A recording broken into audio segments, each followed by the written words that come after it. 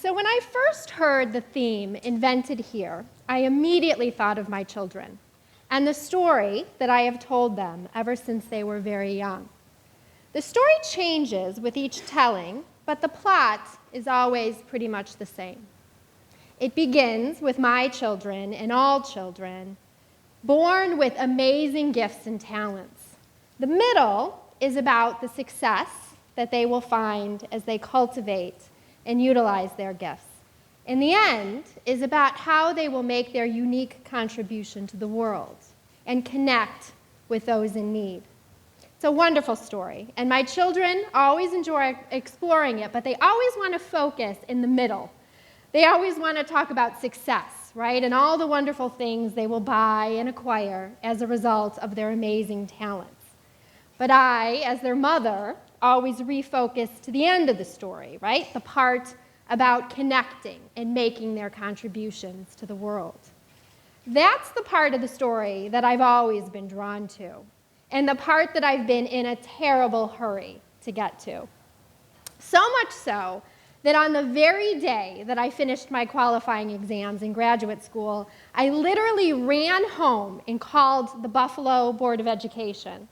And I announced very ceremoniously that I had just finished my coursework and was ready to make my contribution. I was ready to strengthen the Buffalo schools. You can imagine the silence on the other end as this poor woman tried to figure out what to do with my call, right? And eventually, her very weak and empty promise that someone would be in touch. See, here's the part of the story that breaks down, right? The notion that if we cultivate and prepare our gifts, that the opportunities will arise, right? This idea that preparation will lead to utilization. And the reality of it is that most of us are underutilized, right? Despite hopefully having good jobs, good salaries, I know we're all busy, but the best part, the essence of what we uniquely have to contribute to the world is usually untapped and even unrecognized by those around us. Sometimes I am overwhelmed by the sheer magnitude of untapped potential. I literally see and feel it everywhere. Seniors with lifetimes of expertise and skills, immigrants with rich cultures and dreams, and women like you and me who are dying to make a difference, dying to stretch ourselves and be challenged and see what we can accomplish. If you think of talent in its broadest forms as a natural resource, the natural resource, you start to feel it literally bubbling up around us, right? It's everywhere. And yet, in this sea of talent, pure abundance and plenitude, we have managed to construct a pipeline, narrow pipeline, supposedly designed to convey talent to some unknown destination. It's the only pipeline, so of course, we spend our energy and our stories trying to get in or trying to get through or trying to convince ourselves that we're worthy of our places, right? The pipes are narrow, so of course we have to constrict ourselves and squeeze to get through. And so it's not surprising that somewhere along the line we get stuck. We get stuck in the middle of our story. See, we all knew the pipeline was broken, but somehow we're surprised to find out that it's also incomplete. Our pipeline is built entirely around the middle of the story, right? The part about success and limited opportunities and trying to gain access. It's not at all connected to the beginning or the ending of the story. Those are the parts that are the most powerful. Remember the part about the abundance and diversity of talent and the part about connecting with the needs of the world. Those are the parts that give our lives focus and direction, but they're also the parts that allow us to move. Think about it. Clarifying your mission, staying true to what your contribution is supposed to be, and being responsive to an ever-changing world. It's connecting to these two parts of the story that allows us to flex and pivot and to remain relevant. When we lose those connections, we become stuck and we run the risk of becoming obsolete. It's really interesting that stuckness looks different through different lenses.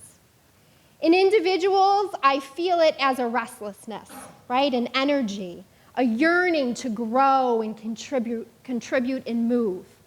In organizations, it's somewhat different. I think this is the most interesting part. When I work with organizations that are stuck, you either see it in a drifting or a lack of clarity of mission, or in a lack of responsiveness, either to the community they serve or the changing context. And as they lose those points of connection, they actually layer themselves in complexity, adding programs and grants and staff. And as they add all of these layers, they become even less nimble and eventually obsolete. And communities that are stuck, unfortunately, we know these all too well, right? An inability to gain traction and momentum, pouring in of resources, looking for panaceas and false metrics of success. It is clear that the implications of our stuckness, individually, collectively, societally, it's clear that those are profound. But I'm here to tell you that the promise of getting unstuck, the promise of tapping into the potential that we have within, is even more compelling. This idea of getting stronger communities, but also for finding the success and fulfillment along the way, right? It's all there. But in order to get there, in order to emerge from the middle, we need a catalyst that's stronger than the inertia that grounds us, right? We need an ending of epic proportions. So getting back to the story that I tell my children, I find that as they grow older and they become more immersed in the systems that surround them, the story has to become more compelling and dramatic. Now when I tell the story, it begins with my children as superheroes, all children as superheroes, born with amazing powers that the world sorely needs. It is my job as their parent, and our job as society, to cultivate those powers and to help them deliver them to the greatest impact. I tell my children that like any great story, theirs will not be easy. They will have to endure threats and obstacles that will try to distract them from their mission or zap them of their strength. But here's the part that really upsets me. The biggest threats and obstacles that my children and our children will face, that we will face, are the very systems, the pipeline that we have created. An education system that will try to reduce them to numbers or letters, making them feel either inadequate or entitled. A world of privilege that will try to zap them of their compassion and empathy. And a media that will try to sell them a sense of beauty and self-worth. In order to help our children make it to the end, we need to, first of all, convince them and convince each other that we are destined for greatness.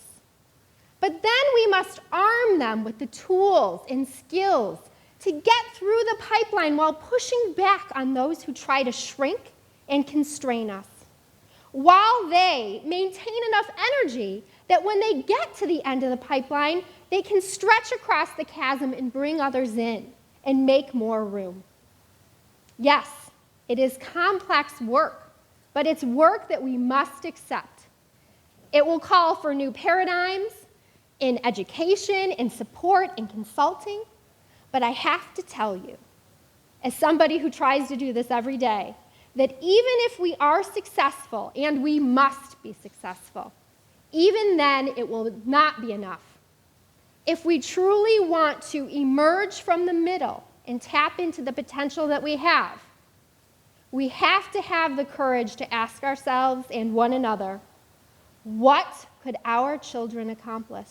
What could we accomplish if we didn't have to use our energy and our stories to get around systems that are designed to constrain us? Folks, it's time to develop new models. We need new systems and paradigms that are designed to connect to both ends of the story. We need paradigms that are constrained only by an insistence that we serve the greater good and that we recognize talent in its broadest forms.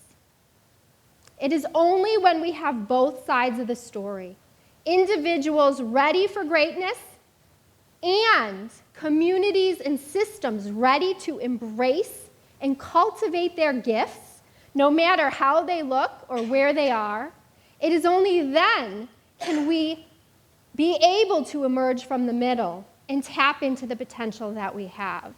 Once we are able to do that, we will finally see the talent and potential that is invented right here.